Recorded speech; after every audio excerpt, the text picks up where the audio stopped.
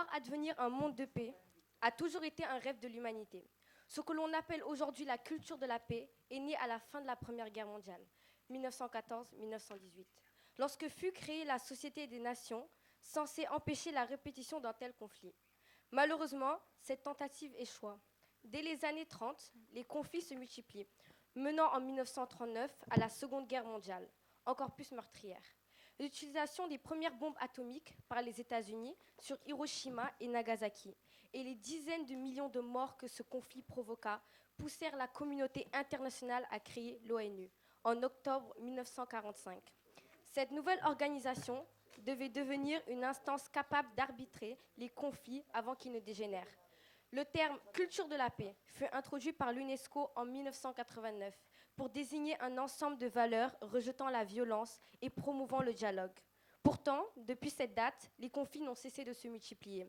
Aujourd'hui encore, des guerres font rage en Ukraine, à Gaza, dans l'est du Congo ou au Soudan, et des fortes tensions existent entre l'Inde et le Pakistan. L'espoir de voir advenir la paix semble s'éloigner. Mais quelles sont les causes de ces conflits incessants ? Dans les premiers temps de l'humanité, les guerres étaient causées par la volonté de certains groupes de s'approprier des territoires ou des richesses. À partir du premier millénaire, des conflits religieux ou idéologiques apparaissent. Les conquêtes arabes, les croisades, les guerres de religion entre protestants et catholiques, ou encore la colonisation et la traite des esclaves. L'ennemi n'était plus combattu pour ce qu'il avait, mais pour ce qu'il était. Un exemple moderne est la guerre froide entre les États-Unis, le bloc capitaliste, et l'Union soviétique, un bloc communiste. Bien que ce fût une guerre sans combat direct, entre ces deux puissances, elle donna lieu à des conflits armés indirects, comme la guerre de Corée, du Vietnam ou d'Afghanistan. Les guerres civiles, souvent les plus destructrices, trouvent fréquemment leur origine dans des divisions religieuses ou idéologiques. Parfois, elles sont aussi déclenchées par des dirigeants qui cherchent à renforcer leur pouvoir en désignant un ennemi commun. On peut penser à l'actuel Premier ministre israélien, accusé de corruption, qui pourrait trouver un intérêt politique à prolonger la guerre contre le Hamas après les attaques du 7 octobre 2023. Certaines guerres sont aussi dues à des haines anciennes entre peuples, dont les origines se sont perdues. Par exemple, la guerre Iran-Irak, 80-88, trouve racine dans des oppositions historiques entre Perses et Arabes. Alors, quelle solution pour faire naître cette culture de la paix ? L'une des premières mesures serait de favoriser la communication entre dirigeants.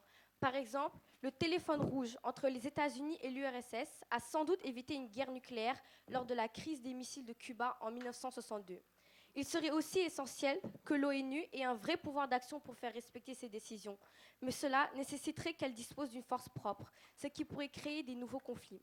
L'éducation joue également un rôle fondamental. Enseigner aux jeunes à respecter les autres, à dialoguer, à rejeter la violence est un pas vers un monde plus pacifique. Encourager des activités internationales comme le sport ou la musique qui rapprochent les peuples au-delà de leurs différences, pour aussi contribuer à construire la paix. Enfin, comme nous y invitait John Lennon depuis les années 70 dans sa célèbre chanson Imagine, il nous faut continuer à rêver. You may say I'm a dreamer, but I'm not the only one. I hope someday you'll join us and the world will live as one, chantait-il. Alors continuons de rêver, car perdre l'espoir serait la pire des solutions. Merci. Wow.